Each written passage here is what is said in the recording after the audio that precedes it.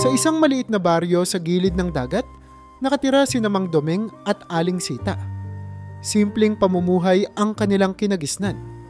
Si Mang Domeng ay isang masipag na mangingisda na halos araw-araw ay sumusuong sa dagat upang manghuli ng isda. Maaga siyang gumigising, binabagtas ang alon gamit ang kanyang bangka at tinitiis ang init ng araw o lamig ng gabi upang makapag-uwi ng huli para sa kanilang kabuhayan. Samantala, si Aling Sita naman ay isang mananahi na bihasa sa paggawa ng mga barot saya. Sa maliit nilang bahay, abala siya sa pag-aayos ng mga tahi at pagbuborda sa mga damit na ipinapagawa ng mga taga-baryo. Bukod dito, siya rin ang tagapag-alaga ng kanilang tahanan. Tinitiyak na laging maayos at maginhawa ang kanilang tirahan para sa kanilang mag-asawa. 3 taon na silang mag-asawa, ngunit hindi pa sila nabibiyayaan ng anak. Sa kabila nito, nanatili silang matatag at puno ng pag-asa. Lingid sa kaalaman ng iba, may mga gabing tahimik na umiiyak si Aling Sita sa dasal, humihiling ng isang munting anghel na magbibigay kulay sa kanilang buhay. Si Mang Domeng naman, kahit hindi siya showy sa kanyang emosyon, ay ramdam ang pangungulila sa isang anak. Sa tuwing makakakita siya ng mga bata sa baryo na tumatakbo at naglalaro sa dalampasigan, hindi niya maiwasang magtanong kung kailan kaya nila mararanasan ni Aling Sita ang ganitong kasiyahan. Isang araw, habang naglalakad si Mang Domeng pauwi mula sa palengke kung saan niya dinala ang kanyang huling isda, nadaanan niya ang simbahan ng baryo.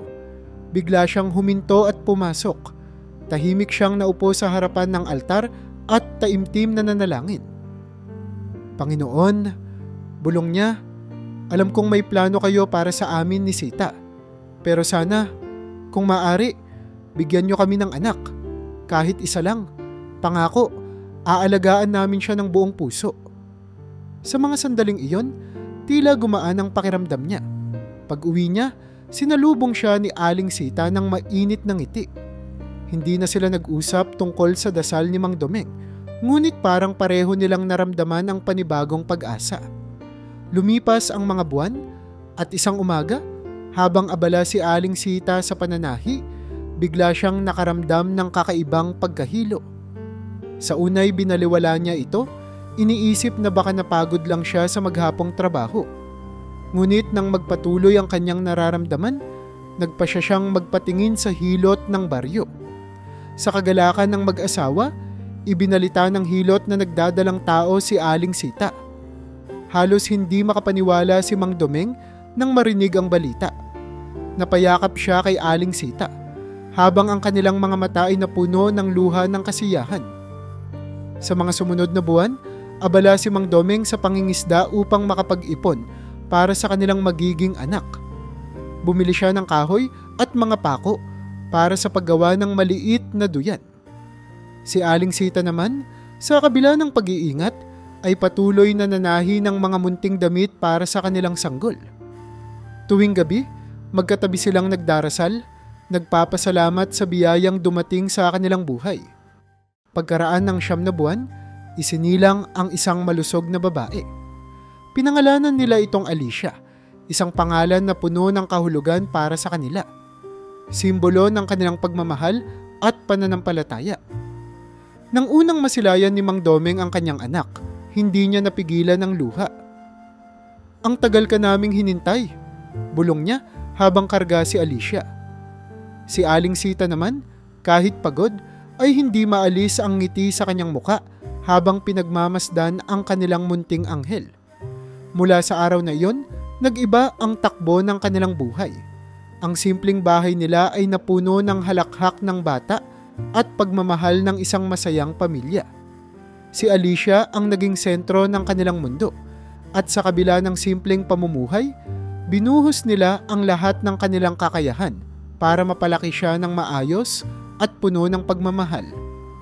Mula nang isilang si Alicia, nagbago ang pananaw at layunin ni Mang Domeng at Aling Sita sa kanilang buhay. Alam nilang kailangang magsikap hindi lamang para sa pang-araw-araw na pangangailangan, kundi para sa mas maliwanag na kinabukasan ng kanilang anak. Naging inspirasyon si Alicia sa bawat galaw at desisyon ng mag-asawa. Si Mang Domeng, na dati ay kontento na sa simpleng pangingisda upang makaraos ang kanilang araw, ay nagdesisyon na palawakin ang kanyang hanap buhay. Nag-ipon siya mula sa kanyang kita sa pagbebenta ng isda at naghahanap ng paraan upang mas mapalago ang kanilang kabuhayan. Sa tulong ng isang kakilalang mangangalakal sa palengke, natutunan niyang mamili ng isda ng maramihan at magtinda nito sa bayan, kung saan mas mataas ang presyo kumpara sa baryo. Hindi naging madali ang proseso. Kinailangan niyang gumising ng mas maaga at bumiyahe ng malayo. Ngunit sa kabila ng hirap, lagi niyang iniisip ang ngiti ni Alicia at ang pangarap niyang makapagbigay ng magandang kinabukasan sa anak. Samantala, si Aling Sita naman ay naging masipag sa kanyang pananahi. Dati, limitado lamang ang kanyang mga kliyente sa mga taga-baryo. Ngunit nang sumikat ang kanyang husay sa paggawa ng damit, nagkaroon siya ng mga parokyanong mula pa sa kalapit na bayan. Unti-unti niyang naipon ang kita mula sa kanyang mga proyekto at ginamit ito upang bumili ng mas magandang makina sa pananahi. Pinag-aralan din niya ang paggawa ng mga modernong disenyo na nagustuhan ng maraming mamimili. Sa kabila ng pagod sa trabaho at sa pag-aalaga kay Alicia, hindi niya ito ininda dahil alam niyang ang lahat ng kanyang ginagawa ay para sa kinabukasan ng anak. Lumipas ang mga taon, unti-unting nakaipon ang mag-asawa. Nakapagpatayo sila ng maliit na tindahan malapit sa kanilang bahay, kung saan nagbebenta sila ng mga isda, tuyo, at iba pang produkto mula sa baryo. Nakabili rin sila ng isang maliit na parcel ng lupa na balak nilang pagtamnan ng mga gulay para magkaroon ng dagdag na kita. Sa kabila ng pagiging abala, sinigurado nilang hindi mapabayaan si Alicia. Magkatuwang nilang inalagaan ang bata. Tinitiyak na lumalaki itong masayahin, malusog, at punong-puno ng pagmamahal. Ang kanilang simpleng bahay, na dating gawa lamang sa pawid at kahoy, ay unti-unting naayos. Pinalitan nila ang bubong ng yero at ang dingding ng konkretong hollow blocks. Nagkaroon din sila ng simpleng silid para kay Alicia, na pinalamutian nila ng mga laruan at mga gamit na maingat nilang pinili para sa anak. Para kina Mang Domeng at Aling Sita, ang bawat hakbang patungo sa mas maayos na pamumuhay ay isang hakbang din patungo sa pagtupad ng kanilang pangarap para kay Alicia. Hindi nagkulang sa pangaral ang mag-asawa. Bata pa lamang si Alicia, tinuruan na nila siya ng mga simpleng aral sa buhay. Ang kahalagahan ng pagiging masipag, mapagpakumbaba, at marunong magpasalamat. Madalas nilang sinasabi, "Anak, hindi man kami mayaman sa salapi, pero mayaman kami sa pagmamahal at pagsisikap. Gusto naming lumaki ka ng maayos, may takot sa Diyos, at may respeto sa kapwa." Nang dumating ang panahon ng pag-aaral ni Alicia, sinigurado ng mag-asawa na hindi ito magkukulang sa anumang pangangailangan. Binigyan nila siya ng maayos na uniforme, mga libro, at gamit sa eskwela. Sa bawat tagumpay ni Alicia, tulad ng unang beses nitong makakuha ng mataas na marka o makatapos ng school year bilang isang honor student, napupuno ng saya at pagmamalaki ang puso ni Mang Domeng at Aling Sita. Patuloy nilang pinag-iipunan ang kinabukasan ni Alicia. Ang kanilang pagsisikap ay hindi lamang para sa material na bagay, kundi para tiyaking magkakaroon ito ng magandang pundasyon sa buhay. Para sa mag-asawa, si Alicia ang pinakamagandang biyaya na kanilang natanggap, at gagawin nila ang lahat upang mabigyan siya ng kinabukasang mas maganda kaysa sa kanilang nakagisnang buhay. Nang tumuntong si Alicia sa kanyang pagdadalaga at pumasok sa high school, mas lalong naging magaan ang kalagayan ng kanilang pamilya. Ang masigasig na pagtatrabaho ni Mang Domeng at Aling Sita ay nagbunga ng mas matatag na kabuhayan. Ang kanilang tindahan ay lumago, nadagdagan ng iba't ibang paninda tulad ng bigas, asukal, at iba pang pangunahing pangangailangan, kaya't dinarayo ito hindi lamang ng kanilang mga kapitbahay, kundi pati na rin ng mga taga-karatig na baryo. Si Mang Domeng, bukod sa pangingisda, ay nakapagpatayo rin ng mas malaking bangka na ipinapaupa sa ibang mangingisda na nagbigay sa kanila ng dagdag na kita. Si Aling Sita naman ay hindi tumigil sa pananahi, bagkus mas marami na ang mga parokyanong natutuwang magpagawa ng damit sa kanya, lalo na sa tuwing may mga piyesta o espesyal na okasyon. Dahil dito, nabibilhan na nila si Alicia ng halos lahat ng gusto nito. Hindi na nila kailangang magtipid gaya ng dati, kaya't nasusunod ang bawat pangangailangan at hiling ni Alicia, mula sa magagandang gamit sa eskwela hanggang sa mga kasuotang uso. Gayunpaman, kahit na nasa kanya na ang karamihan sa mga bagay na ninanais ng kanyang mga kaedad, nananatili si Alicia na simple at mapagkumbaba. Hindi siya kailanman nagyabang o nagmalaki sa kanyang mga kaibigan. Sa halip, palagi niyang ibinabahagi ang kanyang mga biyaya sa iba, lalo na sa mga kaklase niyang mas kapos sa buhay. Isa sa mga katangian ni Alicia na lubos na hinahangaan ng kanyang mga kaedad ay ang kanyang mabuting puso. Halimbawa, kapag may mga kaklase siyang walang dalang baon, iniaabot niya ang ilan sa kanyang sariling baon o iniimbitahan silang kumain sa kanilang bahay. Tuwing may proyekto sa paaralan, palagi siyang handang tumulong, lalo na sa mga kaklase niyang nahihirapan.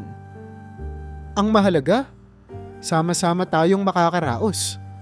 Ang madalas niyang sinasabi, bagay na nagpapalapit sa kanya sa lahat. Bukod sa pagiging mabait, si Alicia rin ay masipag sa pag-aaral. Kahit na hindi siya kailangang pilitin ng kanyang mga magulang, ginagawa niya ang lahat upang magtagumpay sa kanyang mga asignatura. Isa siyang honor student at ang kanyang mga medalya at sertipiko ay nagsisilbing patunay ng kanyang dedikasyon. Sa tuwing may programang pang-akademiko sa kanilang paaralan, palaging naroon sina Mang Domeng at Aling Sita upang magbigay ng suporta. Napupuno ng pagmamalaki ang kanilang mga puso tuwing tinatawag ang pangalan ni Alicia sa entablado upang tanggapin ang kanyang mga parangal. Sa mga sandaling iyon, tila nawawala ang lahat ng pagod at hirap na kanilang naranasan noon. Bagamat magaan na ang kanilang buhay, hindi nawala sa pamilya ang pagiging mapagpasalamat. Araw-araw, pinasasalamatan nila ang Diyos sa mga biyayang natanggap. Si Mang Domeng at Aling Sita ay palaging pinapaalalahanan si Alicia na ang lahat ng tagumpay at kasaganaan ay bunga ng kanilang pagtitiyaga at pananampalataya. Anak, ang lahat ng meron tayo ngayon ay biyaya ng Diyos. Huwag mo itong kalilimutan at palagi mong isapuso ang kabutihan at pagpapakumbaba. Ang sabi ni Mang Domeng sa isang hapunan habang magkakasama silang kumakain. At hindi kailanman kinalimutan ni Alicia ang mga aral na itinuro sa kanya ng kanyang mga magulang. Sa kabila ng mga magagandang bagay na meron siya, hindi niya kinalimutan kung paano sila nagsimula bilang isang simpleng pamilya na puno ng pagmamahal at pag-asa. Sa kanyang puso, nanatili ang kagustuhang maging mabuting anak at kaibigan na laging tumutulong sa iba at nagpapasalamat sa lahat ng meron siya. Sa baryo, si Alicia ang itinuturing na huwaran ng mga kabataan. Ang kanyang pagiging simple, masipag at mapagkumbaba ay naging inspirasyon hindi lamang sa kanyang mga kaedad, kundi pati na rin sa mga matatanda. Lagi siyang sinasabi ng mga kapitbahay bilang anak na maipagmamalaki. Sa kabila ng lahat ng magagandang nangyayari sa kanyang buhay, si Alicia ay nanatiling grounded, punong-puno ng pasasalamat at handang harapin ang mas maliwanag pang kinabukasan kasama ang kanyang pamilya.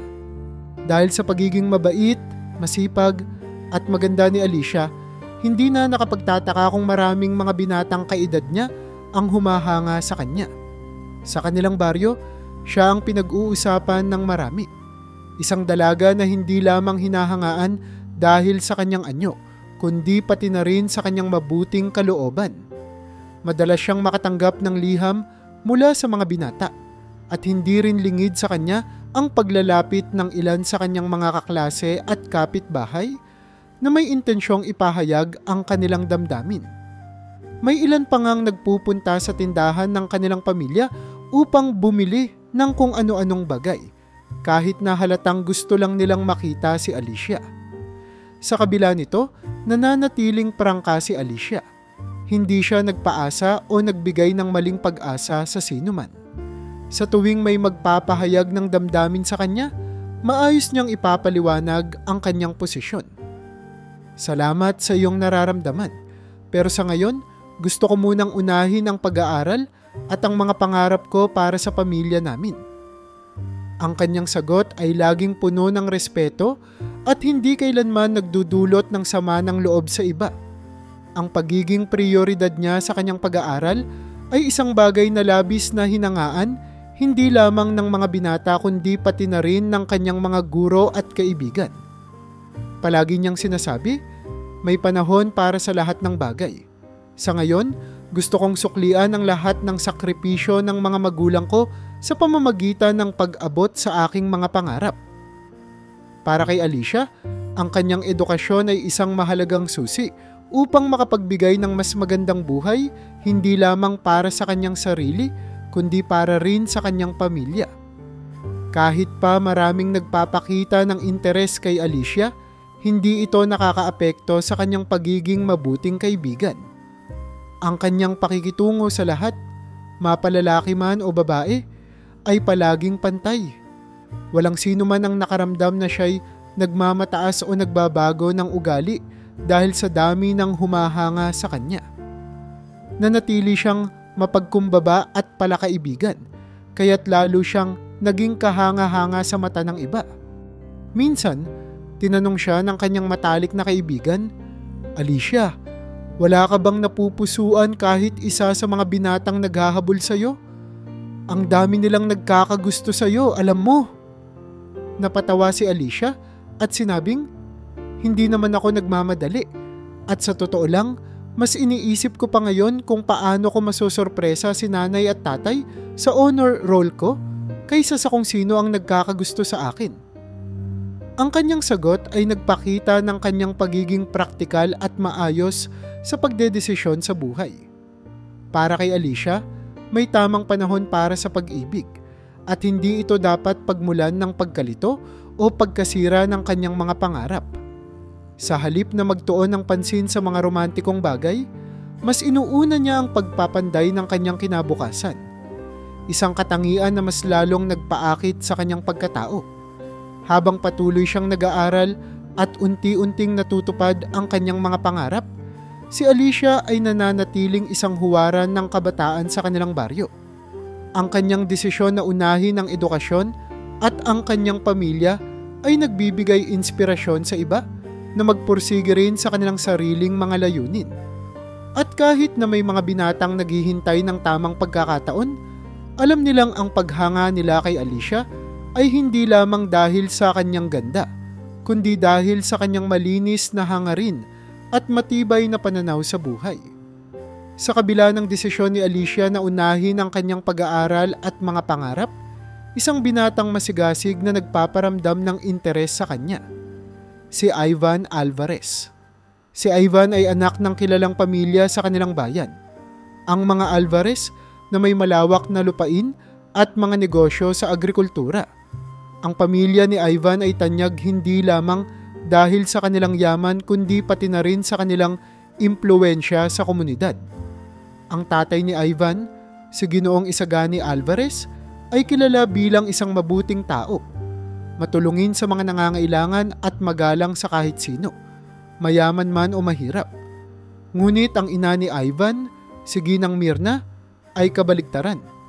Isang matapobreng babae na madalas ipagyabang ang kanilang kayamanan at ikumpara ang kanilang estado sa iba. Si Ivan, sa kabila ng kanyang pribilehiyong buhay, ay namana ang kabutihan ng kanyang ama. Siya ay mapagpakumbaba, magalang, at palaging may malasakit sa iba. Sa kanilang bayan, kilala siya bilang isang masigasig na binata na hindi ikinahihiya ang makihalubilo sa mga karaniwang tao. Tuwing may mga aktibidad sa komunidad, palaging naroon si Ivan, nagbabahagi ng kanyang oras at lakas upang makatulong. Hindi nakapagtataka na marami ring humahanga sa kanya, lalo na ang mga dalaga sa kanilang bayan. Ngunit tila si Alicia lang ang bukod tanging nakakuha ng kanyang pansin. Nagsimula ang interes ni Ivan kay Alicia noong minsang nakita niya ito sa kanilang simbahan. Nakatayo si Alicia sa tabi ng kanyang mga magulang habang taimtim na nagdarasal at napansin ni Ivan ang simpleng ganda ng dalaga. Hindi ito maporma tulad ng iba, ngunit kakaiba ang kislap ng kanyang mga mata at ang aura ng kanyang kabaitan. Simula noon, naghahanap na siya ng pagkakataong makilala ito ng mas malapit. Sa mga sumunod na linggo, gumawa ng paraan si Ivan upang maging malapit kay Alicia. Minsan, nagboluntaryo siyang tumulong sa kanilang paaralan sa isang proyekto kung saan kasali si Alicia. Sinadya rin niyang dumaan sa kanilang tindahan, kunwari bumibili ng mga produkto kahit hindi niya talaga kailangan para lang makausap si Alicia. Ang kanyang kilos ay magalang at maingat, hindi siya agresibo, ngunit malinaw ang kanyang intensyon. Alicia, napakaganda ng iyong ginagawa sa eskwela. Sabi niya minsang mag-usap sila. Ikaw ay isang inspirasyon sa lahat, lalo na sa akin. Bagamat nahihiya, magalang namang sinasagot ni Alicia ang mga tanong ni Ivan.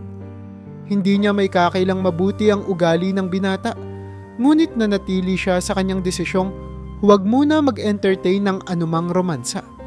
Sinabi niya ito ng direkta kay Ivan, sa paraang maayos at may respeto. Ivan, maraming salamat sa mga magagandang salita at sa pagpapakita mo ng interes. Pero sa ngayon, gusto ko munang unahin ang aking pamilya at ang aking pag-aaral. Alam kong maiintindihan mo ito. Sa halip na masaktan, mas lalong humanga si Ivan kay Alicia. Naiintindihan ko, sagot niya. At iyon ang isa sa mga dahilan kung bakit napakaganda ng iyong pagkatao, Alicia. Huwag kang mag-alala, susuportahan kita sa kahit anong layunin mo. Hindi rin naging lihim ang interes ni Ivan kay Alicia sa kanyang ina, si Ginang Mirna. Isang araw, habang magkasama silang nagkakape, biglang napansin ni Mirna na tila masyado nang interesado ang anak sa simpleng dalaga mula sa baryo. Ivan, bakit ba laging nasa isip mo ang babaeng iyon? Tanong ni Mirna na may bahid ng pag-aalinlangan. Alam mo namang hindi siya kauri natin. Ngunit si Ivan ay matatag. Ina, ang halaga ng isang tao ay hindi nasusukat sa kung gaano sila kayaman. Si Alicia ay isang mabuting tao at higit pa roon, marami siyang pangarap sa buhay. Hindi ko maintindihan kung bakit kailangang maging hadlang ang yaman sa pagkilala sa mga taong tulad niya. Bagamat hindi ito ikinatuwa ni Ginang Mirna, wala siyang magawa sa determinasyon ng anak. Alam niyang si Ivan ay may sariling prinsipyo at hindi basta-bastang mapipilit. Samantala, si Ginoong Isagani, ang ama ni Ivan, ay suportado ang kanyang anak. Kung talagang mabuti ang batang iyon, Ivan, walang masama sa paghanga mo sa kanya. Pero tandaan mo, ang respeto at pagmamalasakit ay kailangang sabayan ng tiyaga. Hayaan mo siyang magdesisyon para sa kanyang buhay. Sa kabila ng pag-amin ni Alicia na hindi pa siya interesado sa anumang romansa, nanatili si Ivan sa kanyang pangako. Hindi niya minadali ang anumang bagay at sa halip naging isang maaasahang kaibigan kay Alicia. Ang kanilang pagkakaibigan ay unti-unting lumalim, ngunit nanatili si Ivan na tapat sa kanyang pangako na suportahan ang mga pangarap ni Alicia, kahit pa alam niyang maaaring maghintay siya ng matagal para sa pagkakataon na ito'y kanyang makamit. Sa paglipas ng mga taon, parehong pinalad sina Alicia at Ivan na makapasok sa iisang prestihiyosong universidad sa lungsod.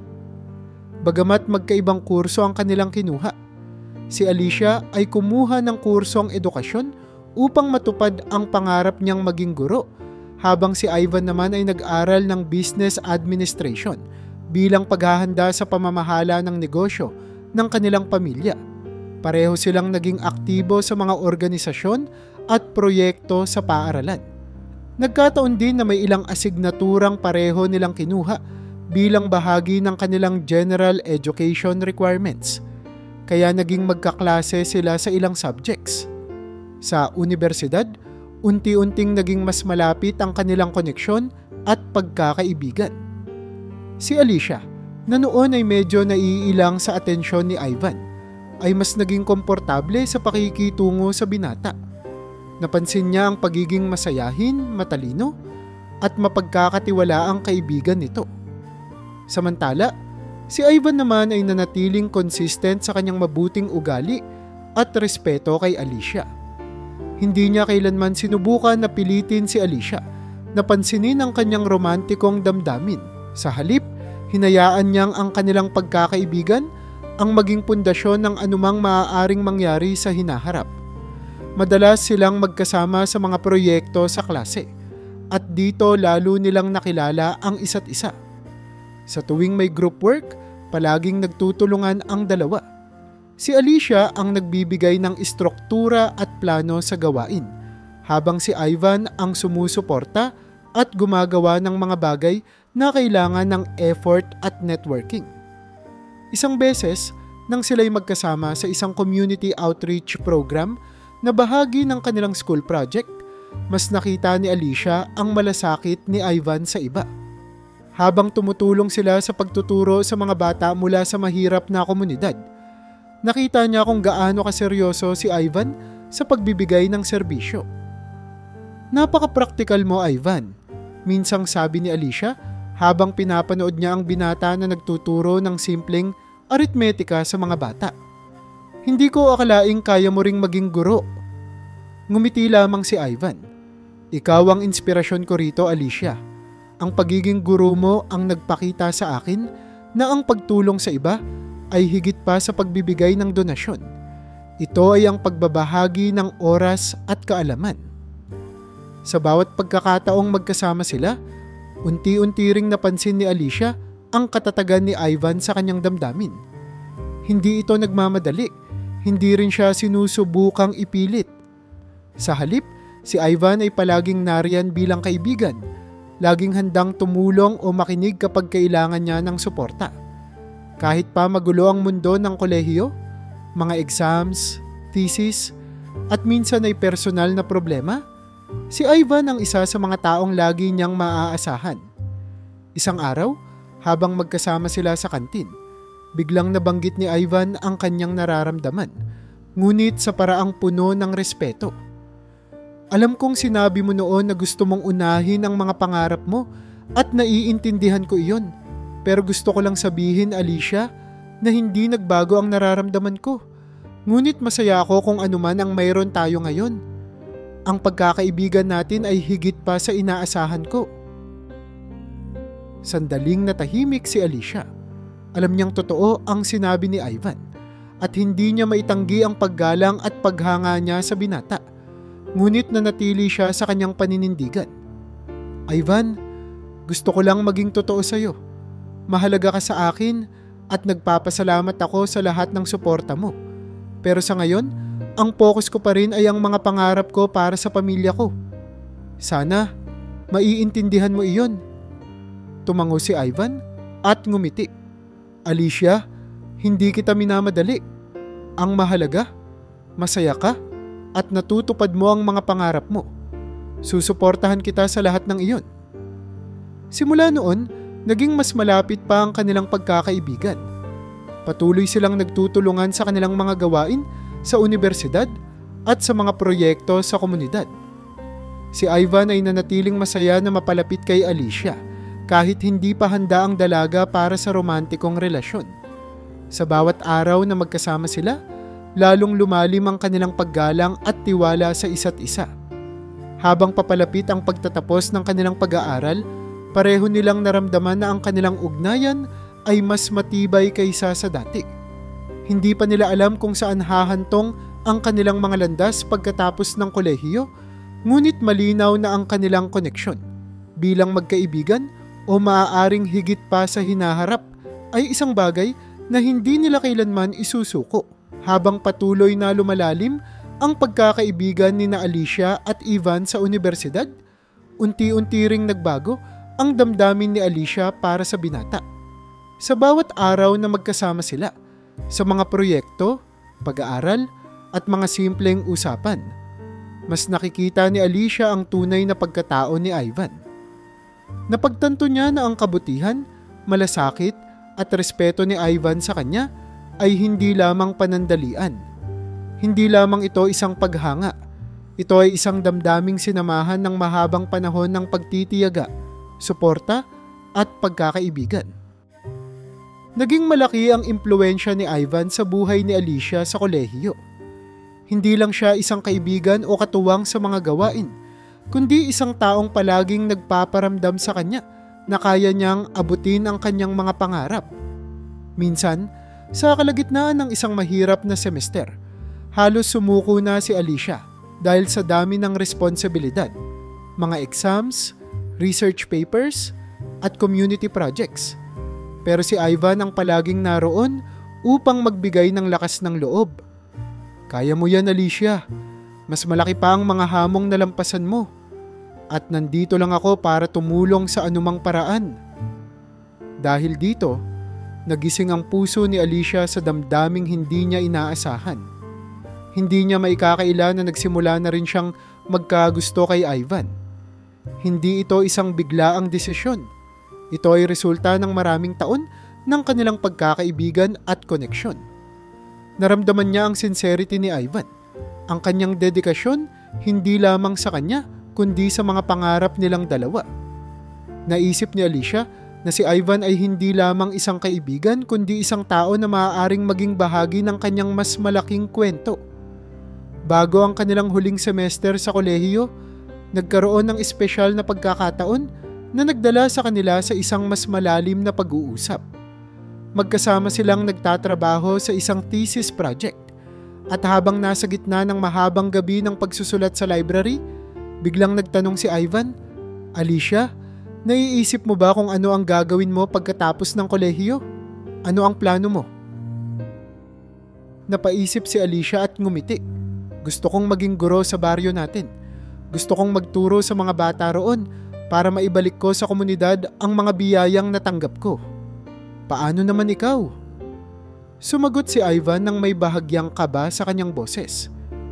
"Plano kong tulungan ang negosyo ng pamilya ko pero gusto kong maging bahagi ng mga pangarap mo. Alicia, hindi ko ito sinasabi para madaliin ka, pero hindi nagbago ang nararamdaman ko para sa'yo. Alam kong sinabi mo noon na gusto mong unahin ang mga pangarap mo, kaya hinintay ko. At ngayon, gusto kong malaman kung may puwang pa rin ako sa puso mo." Sa pagkakataong iyon, hindi na itinago ni Alicia ang totoo niyang nararamdaman. Tumitig siya kay Ivan at bahagyang ngumiti.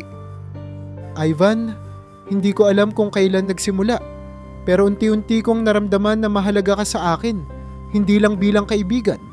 Sa lahat ng ginawa mo, sa lahat ng oras na nandyan ka para sa akin, napagtanto kong ikaw rin ang gusto kong makasama, hindi lang ngayon kundi sa hinaharap." Nagulat si Ivan sa sagot ni Alicia, ngunit kitang-kita ang saya sa kanyang muka. "Alicia, seryoso ka ba? Hindi mo alam kung gaano ko hinintay na marinig yan mula sa'yo." Tumango si Alicia, at mula sa sandaling iyon, opisyal na naging magkasintahan sila. Hindi nila itinago ang kanilang relasyon, ngunit nanatili silang parehong nakatuon sa pagtatapos ng kolehiyo. Naging mas malapit ang kanilang samahan, hindi lamang bilang magkaibigan, kundi bilang 2 taong tunay na nagmamahalan. Ang kanilang relasyon ay batay sa tiwala, respeto, at isang pangako na suportahan ang isa't isa sa lahat ng aspeto ng kanilang buhay. Nang dumating ang araw ng kanilang pagtatapos, magkasama silang tumanggap ng kanilang mga diploma, puno ng pagmamalaki, hindi lamang sa kanilang sarili kundi sa isa't isa. Alam nilang ang kanilang tagumpay ay hindi lamang bunga ng kanilang pagsisikap, kundi ng pagkakaisa nila bilang magkaibigan at magkasintahan. Pagkatapos ng seremonya, habang naglalakad sila sa universidad, biglang nagsalita si Ivan. "Alam mo, Alicia, hindi ko lang hiniling na magtapos tayo. Hiniling ko rin na magsimula ang buhay natin ng magkasama." Ngumiti si Alicia at tumingin kay Ivan. "Tulad ng sinabi mo, Ivan, kaya natin ito. Magkasama nating harapin ang bawat hamon at tagumpay. Ang buhay natin ay nagsisimula pa lang. Nang dumating ang araw na napagdesisyonan ni Alicia na ipakilala si Ivan sa kanyang mga magulang, kinabahan siya ng bahagya. Alam niyang mahal siya ni na Mang Domeng at Aling Sita. At tiyak na may mataas silang inaasahan para sa sinumang magiging bahagi ng kanyang buhay. Gayunpaman, batid din niya na mabuting tao si Ivan at sigurado siyang magugustuhan ito ng kanyang mga magulang. Nagdesisyon siyang dalhin si Ivan sa kanilang bahay sa baryo isang Sabado, nang parehong hindi abala ang kanyang mga magulang. Pagdating nila sa bahay, agad na lumabas si Mang Domeng mula sa tindahan at sinalubong sila. Bagamat sanay na si Mang Domeng na makakita ng mga kaibigan ni Alicia, iba ang pakiramdam niya nang ipakilala ito sa kanya bilang kasintahan. "Tay, si Ivan po," sabi ni Alicia habang bahagyang kinakabahan. "Siya po ang binabanggit ko sa inyo." Nag-abot ng kamay si Ivan at magalang na nagpakilala. "Magandang araw po, Mang Domeng. Ako po si Ivan. Maraming salamat po sa pagpayag na makabisita." Tinitigan siya ni Mang Domeng ng sandali, ngunit maya-maya ay ngumiti ito at tinanggap ang kanyang kamay. "Ah, ikaw pala si Ivan. Maraming beses kang naikukwento ni Alicia sa amin," sabi ni Mang Domeng habang nagbigay ng mainit na ngiti. "Pasok kayo.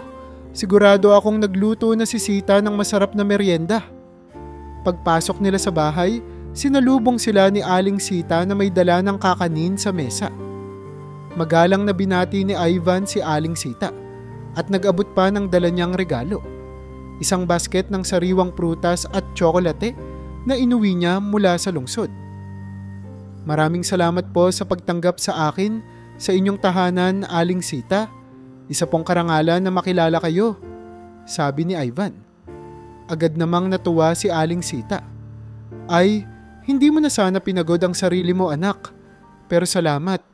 Halika, upo ka. Kain tayo." Habang kumakain sila ng merienda, naging masigla ang usapan. Pinag-usapan nila ang karanasan ni na Ivan at Alicia sa universidad, ang kanilang mga plano pagkatapos ng kolehiyo, at kung paano nagsimula ang kanilang pagkakaibigan. Sa bawat sagot ni Ivan, naramdaman ni na Mang Domeng at Aling Sita ang sinseridad ng binata. Hindi siya nagyayabang tungkol sa estado ng kanyang pamilya. Sa halip, mas binigyang diin niya ang kanyang pasasalamat kay Alicia sa lahat ng inspirasyong ibinigay nito sa kanya.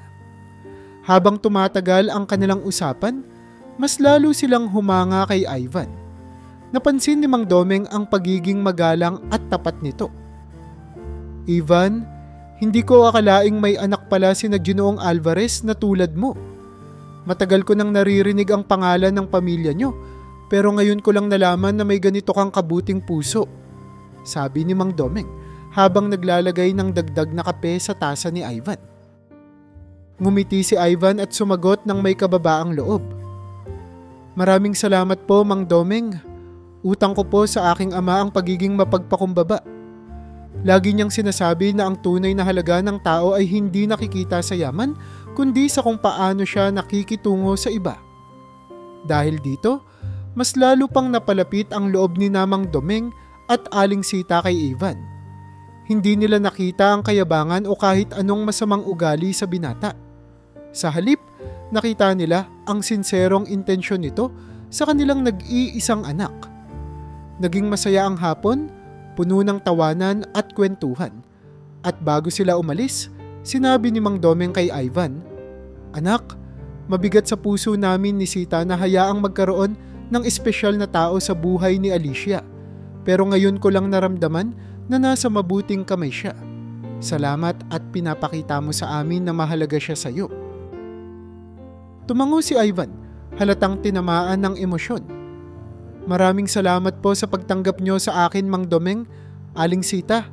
Pangako ko po, gagawin ko ang lahat para mapanatili ang kaligayahan ni Alicia at masigurong hindi siya masasaktan." Pag alis nila ni Alicia pabalik sa lungsod, napangiti si Mang Domeng habang pinagmamasdan ang papalayong motorsiklo ni na Ivan. "Mabuting bata," sabi niya kay Aling Sita. "Hindi ako magtataka kung balang araw siya na ang makakasama ni Alicia habang buhay." Tumango si Aling Sita habang nagpapahid ng luha sa gilid ng kanyang mata. "Oo, Dumeng, mapalad ang anak natin sa pagmamahal ng binatang iyon." Sa kabilang banda, ang ama ni Ivan na si Ginoong Isagani ay lubos na natuwa nang malaman ang tungkol sa relasyon ng kanyang anak kay Alicia. Para kay Isagani, mahalaga ang kaligayahan ni Ivan. At bilang isang mabuting ama, nais lamang niyang makita ang kanyang anak na masaya. Nang ikwento ni Ivan ang tungkol kay Alicia, kitang-kita ni Isagani ang ningning sa mga mata ng anak. "Mukhang talagang mahal mo ang dalagang ito, anak," sabi ni Isagani habang magkaharap sila sa hapagkainan. "Kung ganoon, suportado kita. Basta't siguraduhin mo na ang relasyon ninyo ay puno ng respeto at pagmamahal." Nagkaroon pa ng pagkakataon na personal na makilala ni Isagani si Alicia nang anyayahan ni Ivan ang dalaga sa kanilang bahay para sa isang simpleng hapunan. Agad na nagustuhan ni Isagani si Alicia, ang pagiging magalang, simple at matalino nito. "Alicia, nakakatuwang makita ang isang kabataang tulad mo na may ganitong pananaw sa buhay," sabi ni Isagani habang nag-uusap sila. "Alam kong maraming natutunan si Ivan mula sa iyo at sigurado akong maganda ang kinabukasan ninyong dalawa." Ang mga salitang iyon ay nagbigay kay Alicia ng kumpiyansa na tanggap siya ng ama ni Ivan. Ngunit iba ang naging reaksyon ng ina ni Ivan na si Ginang Mirna. Sa kabila ng pagiging magalang at maayos ni Alicia, hindi niya magawang tanggapin ang relasyon ng anak sa isang babaeng hindi nila kapantay ng estado sa lipunan. Sa pananaw ni Mirna, ang pamilya ng isang magiging manugang ay dapat may parehong uri ng kayamanan at impluwensya katulad nila. Bagamat may kaya naman ang pamilya ni Alicia at nakikilala ito sa kanilang baryo bilang masipag at marangal, hindi ito sapat para kay Mirna. Isang gabi, kinausap ni Mirna si Ivan ng mag-isa. "Ivan, alam kong mahal mo ang dalagang iyon," panimula ni Mirna habang seryoso ang muka. "Pero naiisip mo ba kung ano ang sasabihin ng mga tao sa relasyon ninyo? Hindi sila kasing yaman natin at sa tingin ko, hindi sila akma para sa pamilya natin." Agad na nagkibit balikat si Ivan at tumugon ng may paninindigan. "Ina, alam kong mahalaga sa iyo ang reputasyon ng ating pamilya, pero hindi ko kayang sukatin ang halaga ng tao sa yaman nila. Si Alicia ay mabuting tao, matalino at may pangarap.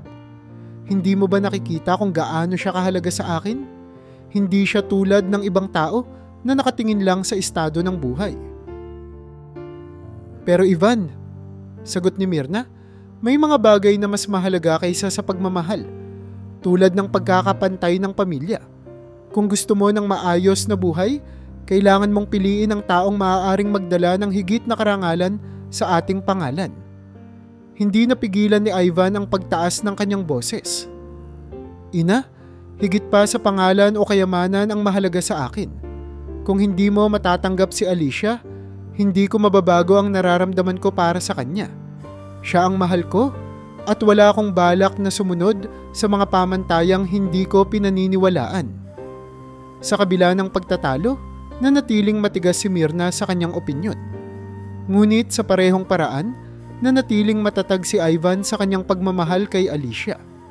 Patuloy niyang pinaparamdam sa dalaga na kahit ano pa ang maging hadlang, susuportahan niya ito. Ayaw niyang maramdaman ni Alicia na hindi siya sapat dahil lamang sa opinyon ng kanyang ina.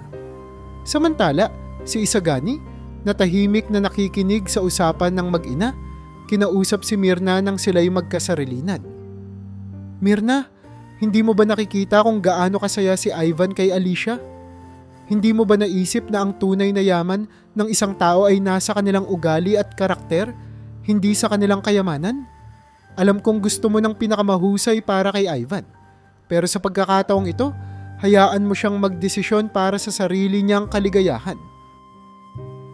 Bagamat hindi pa rin ganap na kumbinsido si Myrna, nagdesisyon siyang huwag na munang magpakita ng pagtutol sa harap ni Ivan at Alicia. Alam niyang matibay ang paninindigan ng anak at hindi ito magpapadala sa anumang uri ng presyon. Ngunit sa kanyang puso, nanatili ang pag-aalinlangan at bahagyang pagkapuot sa ideya ng pagkakaroon ng manugang mula sa isang simpleng pamilya. Sa kabila ng salungat na opinyon ng ina ni Ivan, hindi ito naging hadlang sa mas lalong tumitibay na relasyon ni na Ivan at Alicia. Nagpatuloy silang magtulungan sa kanilang mga pangarap at sa bawat hakbang na kanilang ginagawa, mas lalo silang nagiging sigurado sa kanilang pagmamahalan. Sa panig ni Ivan, alam niyang may darating ding panahon na matatanggap din ni Myrna si Alicia. Ngunit sa ngayon, ang mahalaga ay ang kanilang tiwala at suporta sa isa't isa. Habang unti-unting lumalago ang pagmamahalan ni na Alicia at Ivan, kasabay din nito ang patuloy na pag-unlad ng kabuhayan ng pamilya ni Alicia. Sa kabila ng pagiging tahimik at simpleng pamilya, tila binibiyayaan sila ng higit pa dahil sa kanilang kabutihan at kasipagan. Si Mang Doming, na dati simpleng mangingisda, ay nakapagpatayo ng mas malaking bangka na ginagamit hindi lamang para sa pangingisda kundi pati na rin sa pagtulong sa iba pang mangingisda sa kanilang baryo. Nagbukas siya ng isang maliit na negosyo sa bayan na may kaugnayan sa pangingisda, pagpoproseso ng tuyo at bagoong na agad namang naging matagumpay. Si Aling Sita, sa kabilang banda, ay patuloy sa kanyang pananahi. Ngunit ngayon ay kilala na siya hindi lamang sa kanilang baryo kundi pati na rin sa karatig na bayan. Dumadayo na ang mga tao sa kanila upang magpagawa ng damit para sa mga espesyal na okasyon tulad ng kasal at pista. Sa kabila ng kanilang unti-unting pag-angat sa buhay, nanatili ang pamilya ni Alicia sa kanilang pagiging simple. Ang kanilang bahay na dati gawa lamang sa kahoy ay naipagawa na nila ng konkreto. Ngunit nanatili itong hindi masyadong napapansin ng iba dahil sa payak na disenyo nito. Hindi nila kailanman ipinagyabang ang kanilang yaman o tagumpay. Para kina Mang Doming at Aling Sita, ang tunay na kayamanan ay nasa kanilang pamilya at sa maayos na pagpapalaki kay Alicia. Sa baryo, nanatili silang mapagkumbaba at magiliw sa kanilang mga kapitbahay.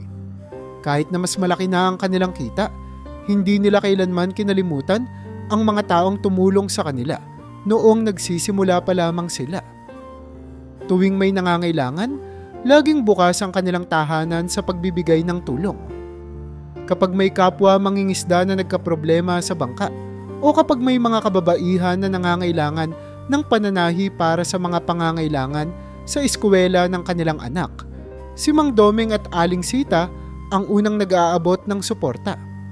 Dahil dito, patuloy silang minamahal at iginagalang ng komunidad. Isa sa mga bagay na napansin ni Ivan tungkol sa pamilya ni Alicia ay ang kanilang kasiyahang hindi nakadepende sa yaman. Nang minsang bumisita si Ivan muli sa kanilang bahay, napansin niya ang kasimplehan ng kanilang hapagkainan. May pritong isda, gulay mula sa kanilang taniman, at bagong lutong kanin.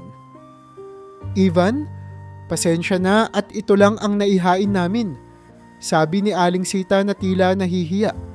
Ngunit ngumiti si Ivan at sinabing, Aling Sita, ito ang pinakamasarap na hapunan, hindi dahil sa pagkain, kundi dahil sa init ng inyong pagtanggap. Dito ko nararamdaman ang tunay na yaman. Ang ganitong pananaw ni Ivan ang mas lalong nagpalapit sa kanya sa pamilya ni Alicia. Naramdaman ni Mang Domeng at Aling Sita na si Ivan ay hindi lamang mabuti para kay Alicia, kundi para rin sa kanilang pamilya. Sa kabila ng sariling yaman ni Ivan, hindi niya kailanman ipinakita ang kahit anong kayabangan. At sa halip, natutunan niyang pahalagahan ang kasimplehan at pagpapakumbaba ng pamilya ni Alicia. Hindi rin nag-alinlangan ang pamilya ni Alicia na ibahagi kay Ivan ang mga aral na kanilang pinanghahawakan. Ivan, minsang sabi ni Mang Doming habang nag-uusap sila sa labas ng bahay. Ang buhay ay parang alon sa dagat. Minsan mataas, minsan mababa. Pero ang mahalaga, manatili kang nakatayo. Huwag kang madadala ng kayamanan o kahirapan. Ang tunay na tao ay kilala sa kanyang puso, hindi sa laman ng kanyang bulsa. Ang simpleng pilosopiyang ito ang palaging pinanghahawakan ng pamilya ni Alicia. Kaya't kahit na yumaman sila, nanatili silang simple at kontento. Hindi nila naramdaman ang pangangailangan na ipakita sa iba ang kanilang pag-angat.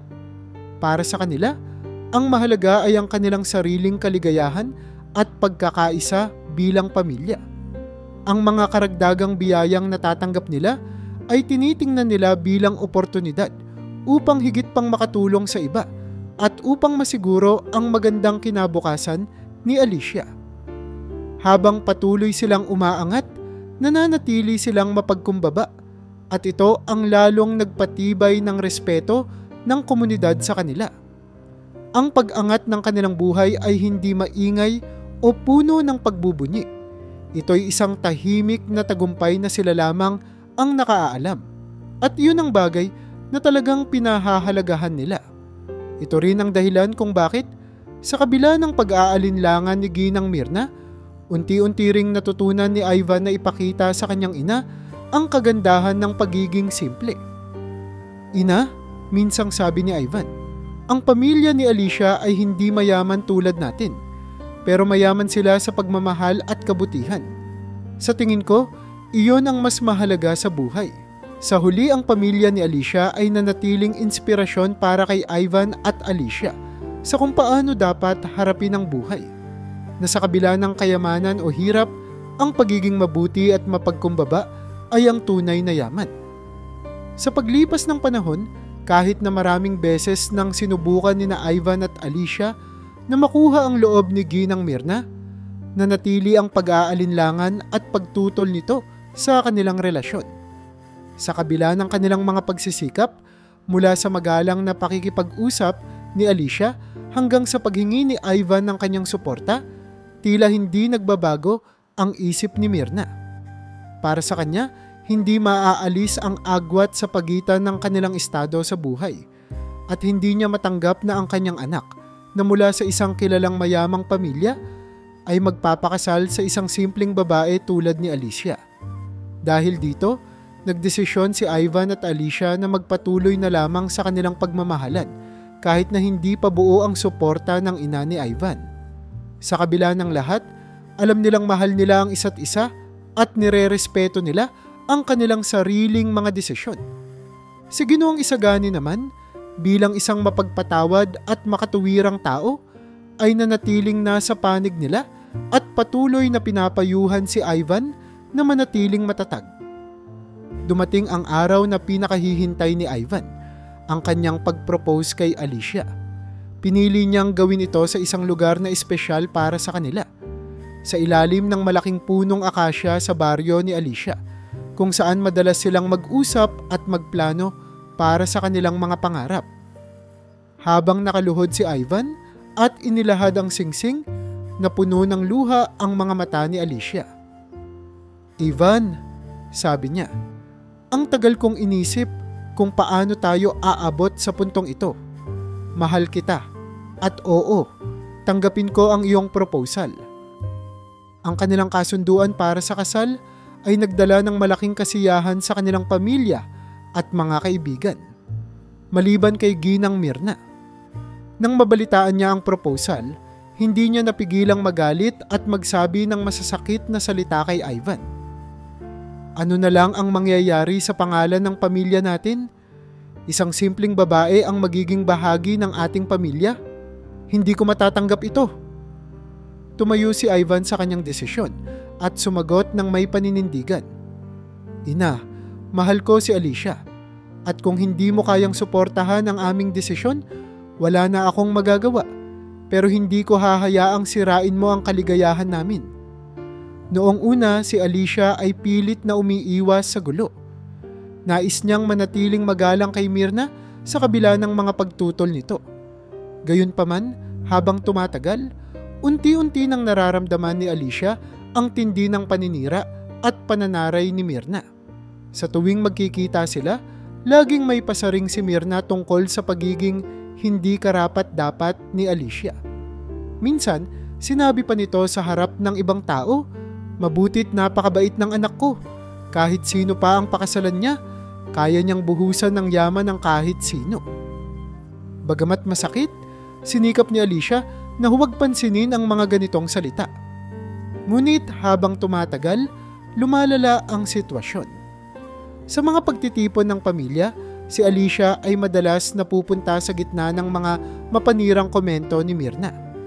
Minsan, tahasang sinabi nito, "Ang kasal na ito ay magpapababa sa ating reputasyon. Hindi ko alam kung bakit kailangang magtiis ang pamilya natin sa ganitong sitwasyon."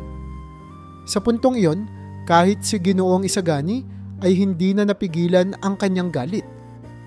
"Myrna, sobra na ang ginagawa mo. Si Alicia ay isang mabuting babae at kahit kailan, hindi niya kailanman ipinakita na hindi siya karapat-dapat para kay Ivan. Kung ipagpapatuloy mo ang ganito, baka ikaw ang mawala sa buhay ng anak natin." Bagamat nasasaktan si Alicia, nanatili siyang matatag.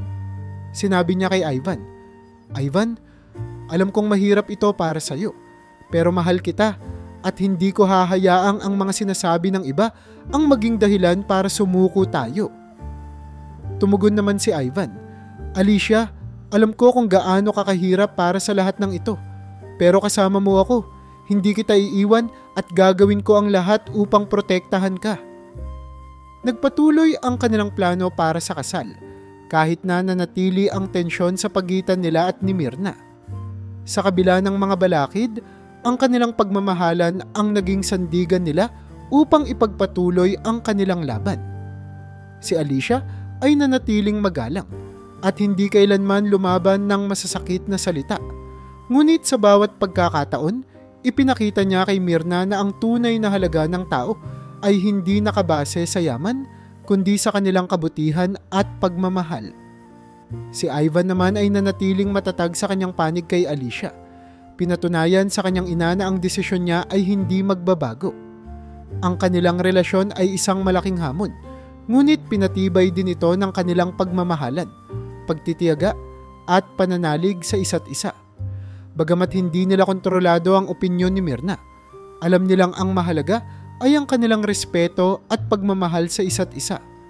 Isang pundasyon na hindi kayang sirain ng anumang salungat na opinyon. Sa kabila ng negatibong opinyon ni Myrna, ang pagmamahalan ni na Ivan at Alicia ay nagpatuloy na parang agos ng dagat. Hindi kayang pigilan kahit ng pinakamalakas na alon. Napagdesisyonan nilang huwag nang masyadong pagtuunan ng pansin ang hindi pagsang-ayon ng ina ni Ivan. Sa halip, inilaan nila ang kanilang oras at enerhiya sa paghahanda ng kanilang kasal. Isang araw na punong-puno ng pagmamahalan, kasiyahan at pasasalamat.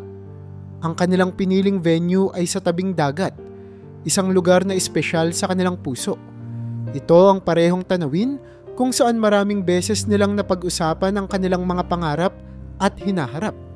Ang dagat ay tahimik, ang tubig ay malinaw na parang salamin, at ang kalangitan ay maaliwalas, na parang binasbasan ng kalikasan ang kanilang espesyal na araw. Ang liwanag ng araw ay naglalaro sa ibabaw ng tubig, nagre-reflect ng asol at puting ulap na parang isang obra maestra. Ang lugar ay inayos ng simple, ngunit elegante, alinsunod sa personalidad ni na Alicia at Ivan. May mga puting bulaklak, kahoy na dekorasyon, at mga string lights na magbibigay liwanag sa gabi. Habang ang mga panauhin ay dumarating, ang paligid ay puno ng halakhak at kasiyahan. Ang pamilya at mga kaibigan ni na Alicia at Ivan ay naroon upang saksihan ang kanilang pagmamahalan.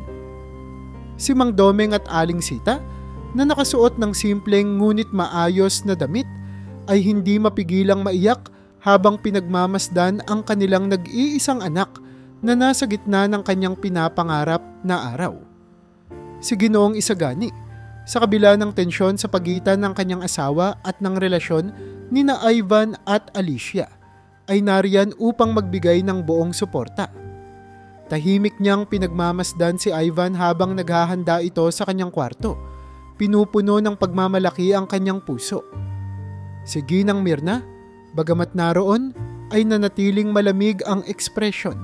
Tahimik ngunit halatang hindi ganap na masaya. Nagsimula ang seremonya sa ilalim ng isang simpleng altar na gawa sa kahoy at dekorado ng puti at asul na bulaklak. Habang tinutugtog ng isang maliit na string quartet ang isang romantikong awitin, unti-unting lumakad si Alicia patungo kay Va. Kaya matungo kay Ivan. Suot niya ang isang simpleng puting gown na may mga detalye ng borda na ginawa mismo ng kanyang ina. Napakaganda niya at ang bawat hakbang niya ay parang sinasayawan ng hangin. Si Ivan na nakasuot ng klasikong barong ay hindi mapigilang mapaluha habang pinagmamasdan ang kanyang pinakamamahal na si Alicia na papalapit sa kanya. Sa kanilang palitan ng mga sumpa, hindi lamang ang kalangitan ang tila nakikinig, kundi pati na rin ang lahat ng kanilang mga mahal sa buhay. Ang mga salita nila para sa isa't isa ay puno ng pagmamahal, respeto at pasasalamat. Alicia, sabi ni Ivan habang nakatitig sa mga mata ng dalaga. Ikaw ang nagbigay ng kahulugan sa buhay ko. Ikaw ang nagpakita sa akin kung ano ang tunay na pagmamahal. Hindi nakabase sa kung anong meron tayo, kundi kung ano tayo. Pangako ko na magiging tapat ako sa iyo, sa hirap at ginhawa, sa bawat alon ng ating buhay. Si Alicia naman, sa tinig na bahagyang nanginginig sa emosyon, ay sumagot, Ivan, salamat sa pagmamahal at pagtanggap mo sa akin at sa aming pamilya. Ikaw ang katuwang na pinangarap ko at pangako ko na magiging kasama mo ako, hindi lang sa mga tagumpay kundi lalo na sa mga hamon. Mahal na mahal kita. Ang mga panauhin ay hindi napigilang maiyak at magbigay ng palakpak pagkatapos ng kanilang sumpaan. Nang matapos ang seremonya, isang malaking palakpak ang umalingaw-ngaw habang ang bagong kasal ay naghahalikan. Ang kanilang silweta ay malinaw na nakikita laban sa nagre-reflect na tubig ng dagat. Sa harap ng kanilang mga kaibigan at pamilya, opisyal nang nagsimula ang kanilang bagong yugto ng buhay bilang mag-asawa. Habang ang araw ay unti-unting bumababa sa abot tanaw, nagsimula na ang reception party sa isang simpleng pavilion na itinayo sa gilid ng dalampasigan. Ang paligid ay maliwanag dahil sa mga string lights na nakasabit sa mga poste at puno, habang ang mga mesa ay puno ng sariwang pagkain mula sa baryo. Mga pagkaing simbolo ng pagsasama ng kanilang pamilya at komunidad. Habang nagsisimula ng magsidatingan ng mga pagkain sa hapag, tumayo ang host ng resepsyon at ngumiti sa mga panauhin. Ngayong gabi, ating ipagdiwang ang pagmamahalan ng dalawang tao na nagsimula sa pagkakaibigan, lumago sa pagtitiyaga, at ngayoy nakaharap sa mas maliwanag na hinaharap bilang mag-asawa. Panalangin natin na tulad ng dagat na tahimik ngayon, manatili ang kanilang pagmamahalan sa kapayapaan, at tulad ng mga alon, patuloy na umagos ng may lakas at inspirasyon. Ang gabi ay nagsimula na, punong-puno ng kasiyahan, musika at tawa, isang perpektong selebrasyon ng pagmamahalan ni na Alicia at Ivan. Sa kabila ng liwanag at saya ng seremonya, si Ginang Mirna ay may madilim na plano. Habang abala ang lahat sa pagdiriwang, sinubukan niyang maghanap ng paraan upang ipahiya si Alicia. Sa kanyang isip, ito ang maliit na paraan niya upang iparamdam sa dalaga na hindi siya kailanman magiging karapat-dapat sa pamilya ng mga Alvarez. Nang makita niya ang mga handang pagkain sa mesa, napansin niya ang isang ulam na medyo panis na dahil naiwan ito ng matagal sa ilalim ng araw. Sa isang mabilis na kilos, tiniyak niyang iyon ang ihahain kay Alicia. Habang ang gabi ay puno ng tawanan at saya, si Alicia, na walang kamalay-malay sa masamang balak ni Mirna, ay masiglang kumakain at nakikisalamuha sa mga panauhin. Ngunit hindi nagtagal, naramdaman niyang may hindi tama sa kanyang pakiramdam. Unay bahagyang pananakit ng tiyan, ngunit ilang minuto pa, ito'y lumala. Nagpapaikot-ikot ang sakit sa kanyang sikmura. Napapikit si Alicia sa sakit at bahagyang yumuko, bagay na agad napansin ni Ivan. Alicia, ayos ka lang ba? Tanong ni Ivan, halatang nag-aalala. Nakita niya ang bahagyang pamumutla ng dalaga, kaya't agad niyang inalalayan ito. Masakit ang tiyan ko. Mahina ngunit nanginginig na sagot ni Alicia. Hindi nagdalawang isip si Ivan. Tumawag siya ng tulong at agad na lumapit ang mga bodyguard na kinuha ng pamilya ni Alicia para sa kanilang seguridad sa kasal. Ang eksenang ito ay nagdulot ng kaguluhan sa paligid at ang mga panauhin ay napatingin sa nangyayari. Agad nilang isinugod si Alicia sa isang ligtas na lugar upang mapahinga habang kinukontak ang doktor na nasa venue bilang bahagi ng emergency protocol ng okasyon. Samantala, si Ginang Mirna, na kanina'y tahimik lamang sa gilid, ay biglang nakaramdam ng kaba nang makita ang agarang kilos ni Ivan at ng mga bodyguard. Hindi niya inaasahan na magiging ganito kabilis ang reaksyon ng mga tao sa paligid.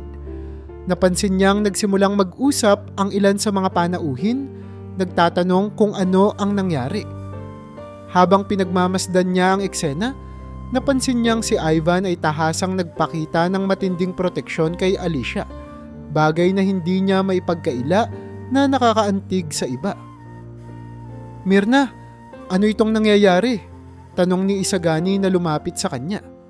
Ramdam sa kanyang boses ang pag-aalala at bahagyang paghihinala. Ngunit bago pa makasagot si Mirna, isang staff mula sa catering ang biglang lumapit kay Isagani upang mag-ulat. Ginoo, pasensya na po. Ngunit may natirang panis na pagkain sa kusina kanina. Mukhang iyon ang naihain kay Alicia. Nang marinig ito, napatingin si Isagani kay Mirna na biglang namutla. Ikaw ang may pakana nito, hindi ba? Tanong niya ng mahina ngunit mariing boses, puno ng galit.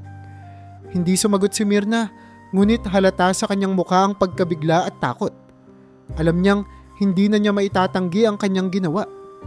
Samantala, si Ivan, na narinig ang pag-uusap, ay mabilis na lumapit sa kanyang ina. Ikaw? Tanong niya. Ang kanyang boses ay puno ng pagkadismaya at galit.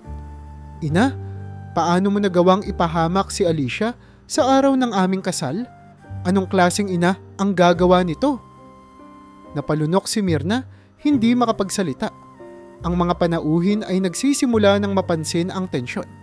At si Isagani, bagamat galit, ay sinubukang kontrolin ang sitwasyon. Mirna, sabi niya ng mahigpit, sobra na ito. Hindi ko hahayaang sirain mo ang araw na ito para kay Ivan at Alicia. Kung ayaw mong maging bahagi ng kanilang kaligayahan, mas mabuting umalis ka na. Nagulat si Mirna sa sinabi ng asawa. Hindi niya inaasahang aabot sa puntong ito. Sa kabila ng kanyang pagsubok na magpaliwanag, wala nang nakinig sa kanya. Si Ivan, habang inaalalayan si Alicia, ay tumingin sa kanyang ina sa huling pagkakataon. Ina, mahal kita, pero hindi ko kailanman palalampasin ang ginawa mo kay Alicia. Kung hindi mo kayang tanggapin siya, wala na akong magagawa. Pero sa araw na ito, pipiliin ko si Alicia at hindi mo na mababago iyon. Habang dinala si Alicia sa doktor, si Mirna ay naiwan sa tabi ng mga panauhin, tahimik at tila nawalan ng kapangyarihan sa sitwasyon. Alam niyang ang ginawa niya ay hindi na maitatama ng anumang paliwanag. Habang ang resepsyon ay nagpatuloy, ang atensyon ng lahat ay muling bumalik sa bagong kasal. Habang si Mirna ay nag-iisa, iniisip kung paano niya haharapin ang kanyang pamilya pagkatapos ng insidenteng iyon. Nang malaman ni Mang Domeng at Aling Sita ang nangyari kay Alicia, agad nilang napagtanto na ito'y hindi simpleng insidente. Hindi na bago sa kanila ang malamig na pakikitungo ni Ginang Mirna sa kanilang anak. Ngunit sa pagkakataong ito, lumagpas na ito sa kanilang hangganan. Sa mahabang panahon, tiniis nila ang masakit na pasaring at puot ni Mirna alang-alang sa relasyon ni na Ivan at Alicia. Ngunit ang pagpapahamak sa kanilang anak sa mismong araw ng kasal ay hindi nila kayang palampasin. Habang si Alicia ay nagpapahinga matapos mabigyan ng lunas ng doktor, lumapit si Mang Domeng at Aling Sita kay Ivan at Isagani upang alamin ang buong detalye ng insidente. Nang makumpirma nila mula sa staff ng catering na si Mirna ang may pakana ng pagkain ng panis na ulam kay Alicia, hindi na napigilan ni Mang Domeng ang kanyang emosyon. Matagal naming pinagpasensyahan ang lahat ng ginagawa niya. Mariing sabi ni Mang Domeng, ang boses ay puno ng galit at dismaya. Pero ngayon, pinahamak na niya ang anak namin. Hindi na ito dapat palampasin. Si Aling Sita, bagamat mas mahinahon, ay matatag din ang paninindigan. Iginagalang namin ang pamilya niyo mula sa simula, Isagani, Anya. Pero ang ginawa ng asawa mo ay isang insulto hindi lang kay Alicia, kundi sa buong pamilya namin. Hindi namin ito mapapalampas. Tahimik na nakinig si Isagani. Halatang nahihiya at galit sa ginawa ng kanyang asawa. Mang Domeng, Aling Sita, sagot niya. Walang dahilan ang ginawa ni Mirna. Humihingi ako ng paumanhin sa ngalan ng aming pamilya. Sisiguraduhin kong mananagot siya para sa kanyang ginawa. Habang nag-uusap sila, lumapit si Mirna na halatang kinakabahan ngunit sinusubukang itago ito sa pamamagitan ng pagpapakita ng matigas na postura. Ano ang pinag-uusapan niyo? Tanong niya, bagamat halata na alam niya ang sagot. Ngunit bago pa siya makapagsalita pa, nagsalita si Mang Domeng. Ang kanyang boses ay mariing ngunit puno ng dignidad. Mirna, sabi niya, sa mahabang panahon, tinanggap namin ang pagmamalaki mo, ang puot mo, at ang lahat ng ginawa mo para maliitin si Alicia at ang aming pamilya. Tiniis namin iyon, alang-alang sa pagmamahalan ni na Ivan at Alicia. Pero ang pagpapahamak sa anak namin sa mismong araw ng kasal niya, iyan ay isang bagay na hindi namin kayang palampasin. Bago pa makapagsalita si Mirna, nagpatuloy si Aling Sita na may bahagyang ngiti sa kanyang labi, ngunit may paninindigan sa kanyang boses. Siguro, sa tingin mo, kami ay isang simpleng pamilya lamang na mahirap at hindi karapat-dapat sa inyong pamilya. Pero mali ka, Ginang Mirna. Ang hindi mo alam, ang pamilya namin ay hindi lamang simpleng pamilyang may kaya.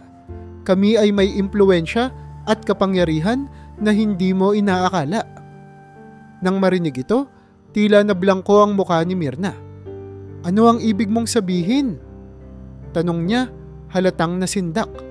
Hindi niya kailanman inakala na ang pamilya ni Alicia, na lagi niyang minamaliit, ay maaaring higit pa sa iniisip niya. Nagpatuloy si Mang Domeng. Ang negosyo namin sa pangingisda, na dati maliit, ay pinalago namin at naging isang pangunahing supplier ng isda at seafood sa maraming malalaking kumpanya sa bansa. Ang mga koneksyon namin ay higit pa sa baryo at bayan. Hindi namin kailanman ipinamukha ang tagumpay namin, pero huwag mong isipin na mahina kami dahil lamang hindi kami nagyayabang. Idinagdag pa ni Aling Sita, at kung akala mo'y kaya mong ipahiya ang anak namin at ang aming pamilya, nagkakamali ka. Ang respeto ay hindi nakukuha sa yaman, kundi sa ugali. At sa ngayon, malinaw na mas marami pa kaming respeto na natanggap mula sa mga tao kaysa sa iyo. Hindi makapagsalita si Mirna. Ang lahat ng kanyang iniisip tungkol sa pagiging mababa ng pamilya ni Alicia ay biglang gumuho. Ang minamaliit niyang pamilya ay mas makapangyarihan at maimpluwensya pa kaysa sa kanilang pamilya. Ngunit kailanman ay hindi nila ito ipinakita o ipinagyabang. Ang kanyang mapagmataas na postura ay tila nawalan ng saysay sa harap ng dignidad at integridad ni Mang Domeng at Aling Sita. Si Isagani, bagamat nahihiya sa ginawa ng kanyang asawa, ay tumayo sa panig ni na Alicia at ng kanyang mga magulang. Mirna, tama na. Sobra na ang ginawa mo. Kung hindi mo kayang suportahan si Ivan at Alicia, baka mas mabuting pag-isipan mo kung saan ka dapat pumunta. Ang pagmamalaki mo ay hindi na nararapat sa pamilyang ito. Samantala, si Ivan, na nasa tabi ni Alicia habang nagpapahinga ito, ay lumapit at mahigpit na sinabi sa kanyang ina, "Ina, ngayon ko napatunayan kung sino talaga ang pamilya ko. Kung hindi mo kayang baguhin ang pananaw mo, mas pipiliin kong malayo sa'yo kaysa sirain ang kaligayahan ko kay Alicia. Hindi ko hahayaang guluhin mo pa ang buhay namin." Habang nagsisimula ng bumalik ang kasiyahan sa reception, si Myrna ay nanatili sa isang tabi, tila nawawala sa sarili. Ang kanyang plano na ipahiya si Alicia ay nauwi sa kanyang sariling kahihiyan. At ngayon, napagtanto niyang wala na siyang kontrol sa sitwasyon. Ang araw na iyon, na dapat ay tungkol sa pagmamahalan at kasiyahan, ay naging isang leksyon para kay Myrna, na ang tunay na yaman ay hindi sukatan ng pagkatao at ang pagmamahal ay hindi maaaring sirain ng anumang puot o inggit. Matapos ang di inaasahang pagbagsak ng kanyang plano at ang kanyang kahihiyan sa harap ng mga tao, si Ginang Myrna ay tahimik na nagmuni-muni sa mga nangyari. Sa buong buhay niya, itinayo niya ang kanyang pagkakakilanlan sa yaman, kapangyarihan at reputasyon. Ngunit sa harap ng dignidad at kabutihan ng pamilya ni Alicia, bigla niyang napagtanto na lahat ng pinanghahawakan niya ay tila walang halaga. Ang kanyang mapagmataas na ugali, na sa tingin niya ay nagbibigay sa kanya ng kontrol, ay siya ring naging sanhi ng kanyang pagkatalo. Sa unang pagkakataon, nakaramdam si Myrna ng matinding pagsisisi. Alam niyang hindi na mababawi ang lahat ng masasakit na salitang binitiwan niya, ngunit nais niyang magsimulang magbago. Nang makita niyang si Ivan, Alicia, at ang pamilya ng dalaga ay muling bumalik sa resepsyon at patuloy na nagpapasalamat sa kanilang mga panauhin, lalo siyang nakaramdam ng hiya. Ang pamilyang minamaliit niya ay nanatiling magalang at mapagpakumbaba, kahit na siya ang nagdala ng kaguluhan sa kanilang espesyal na araw. Kinabukasan, habang nagpapahinga si Alicia sa bahay ng kanyang mga magulang, dumating si Myrna, kasama si Isagani. Hindi ito ang tipikal na Myrna na mapagmataas at malamig. Ang ekspresyon niya ay puno ng kababaan ng loob. Dala ang ilang prutas at regalo, tumayo siya sa harap ni Namang Domeng, Aling Sita, Ivan, at Alicia, at humingi ng paumanhin. "Pasensya na sa aking pagdating ng walang abiso," panimula ni Myrna. Ang boses niya ay bahagyang nanginginig. "Nais kong humingi ng tawad sa lahat ng ginawa ko, lalo na sa iyo, Alicia. Alam kong marami akong nasabi at nagawang masakit, at wala akong maidadahilan para rito. Ang tanging gusto ko lang ay malaman niyo na nagsisisi ako. Mali ako, napakamakasarili ko, at hindi ko nakita kung gaano kayo kabuti, kung gaano ninyo kamahal si Ivan, at kung paano ko nasaktan ang lahat ng mahal ko." Tahimik ang lahat, ngunit halatang nagulat ang pamilya ni Alicia sa kanyang pagbawi. Ang kanilang simpleng tahanan ay tila napuno ng bigat ng kanyang pag-amin. Nagpatuloy si Myrna, "Alicia, ikaw ay mabuting tao. Ang pamilya mo ay puno ng dignidad, respeto at pagmamahal. Mga bagay na matagal ko nang nakalimutan. Kung maaari, bigyan niyo ako ng pagkakataong bumawi sa inyong lahat. Alam kong mahirap itong paniwalaan, ngunit handa akong patunayan ang pagbabago ko." Si Alicia, bagamat tahimik at halatang iniisip ang mga nangyari, ay tumingin sa kanyang mga magulang. Si Mang Domeng, na kanina'y seryoso, ay biglang ngumiti ng bahagya. "Myrna," sabi niya, "ang pagpapatawad ay hindi madali, pero ito ang itinuro sa amin ng Diyos. Lahat tayo ay nagkakamali. Kung sincero ka sa iyong pagsisisi, hindi namin ipagkakait ang pagkakataon na magbago ka." Sumang-ayon si Aling Sita, "Ang mahalaga ay ang puso mo, Myrna. Kung handa kang baguhin ang iyong pananaw at tanggapin ang aming anak ng buong buo, nandito kami upang tanggapin ka rin." Hindi napigilan ni Myrna ang pagluha. Hindi niya inakala na sa kabila ng lahat ng kanyang nagawa, ay tatanggapin siya ng pamilya ni Alicia ng ganito. Si Ivan, na tahimik na nakikinig, ay lumapit sa kanyang ina at niyakap ito. "Ina," sabi niya, "ang hinihintay ko lang ay ang araw na matutunan mong tanggapin si Alicia. Salamat at ginawa mo na ito ngayon. Si Alicia, bagamat may halong kaba, ay ngumiti kay Myrna. Ginang Myrna, sabi niya, hindi ko kailanman hinangad ang masira ang relasyon mo kay Ivan.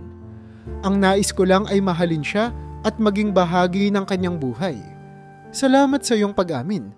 Handa akong magbigay ng pagkakataon upang magsimula tayo muli. Mula sa araw na yon, unti-unting binawi ni Myrna ang lahat ng sakit na naidulot niya. Hindi naging madali ang proseso. May mga pagkakataon na ramdam pa rin ang distansya.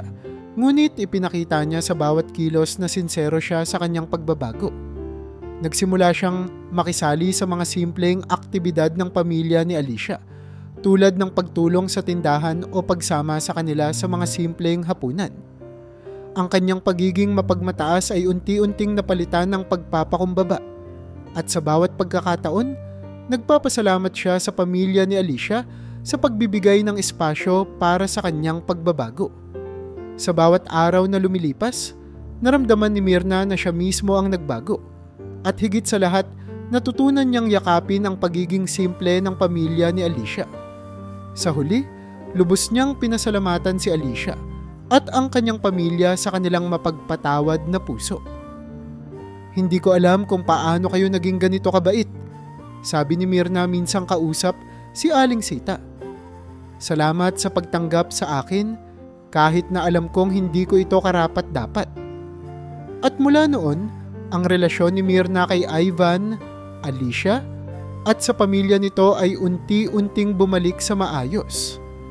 Bagamat marami siyang pagkukulang na kailangang itama, ang kanyang pagsisisi at pagtanggap ng sarili niyang kamalian ay naging daan upang mabuo muli ang kanilang relasyon bilang isang pamilya. Sa huli, naging mapayapa ang samahan nila at ang pagmamahalan ni na Ivan at Alicia ay naging isang inspirasyon hindi lamang sa kanilang pamilya kundi pati na rin sa mga taong nakapaligid sa kanila.